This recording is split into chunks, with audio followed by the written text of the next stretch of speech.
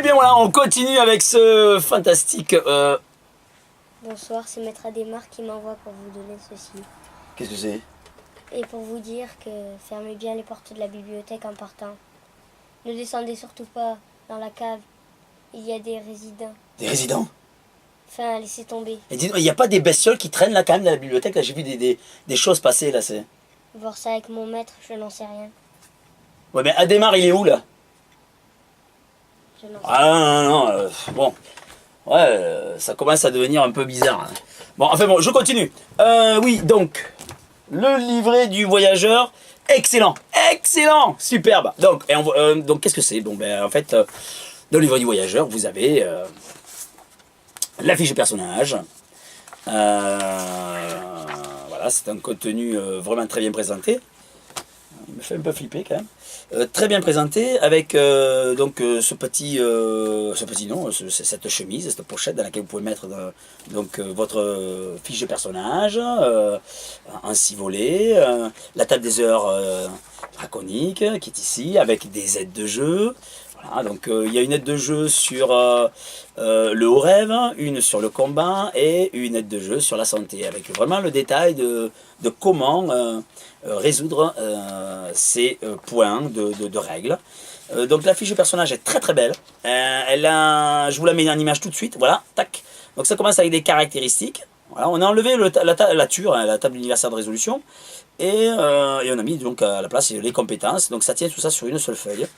Voilà, c'est la première, donc avec caractéristiques et compétences. Le deuxième volet, c'est l'équipement. Voilà, avec le porté sur soi, la bourse, l'arme. Alors pensez à une chose quand vous créez votre personnage, les 50 sols que vous avez à la création du personnage sont faits pour habiller votre personnage. Parce que souvent on fait l'erreur d'avoir un personnage... ah oui, il a tout, il a l'épée, il a le chapeau, il a les bottes, hein, mais il est à poil. Voilà, il se balade à poil. Voilà. Je ne vais pas m'étendre sur le sujet, mais pensez à la création des personnages, de les habiller. Monsieur Denis Gerfaud a eu envie de faire des personnages qui ressemblent à quelque chose, donc pensez à acheter une robe ou des pantalons, des braies, une culotte, des pourpoints, je ne sais quoi d'autre. La troisième feuille, c'est la feuille de route sur laquelle on trouve les niveaux de rêve, d'endurance, les points de vie, les sorts mis en réserve, les queues et les souffles de dragon qu'aura subi donc votre personnage, la fatigue, les blessures, voilà, la sustentation, le moral, en fait tout ce qui est indispensable à un véritable jeu de rôle immersif, simulationniste et réaliste. Voilà. Et la dernière page, ce sont les sorts et rituels. Donc à ça vient s'ajouter la feuille d'archétype qui est le verso ou le recto, selon que vous voulez la prendre, de la table universelle de résolution.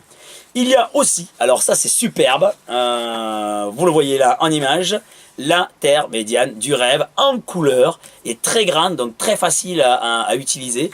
Le jeu dans le jeu, excellente idée de faire cette table... ce tableau des terres médianes du rêve en couleur, c'est vraiment une très riche idée. Et puis en plus les dessins sont presque en 2 dimensions, enfin on a un semblant de profondeur. C'est vraiment un outil de jeu qui va plaire à tous, voilà, les nouveaux venus sur Rêve Dragon comme les anciens. Et il y avait eu un gros questionnement sur la feuille de perso pendant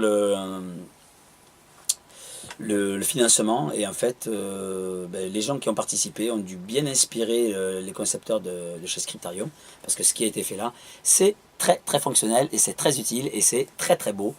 Et voilà, et donc on continue juste après ça.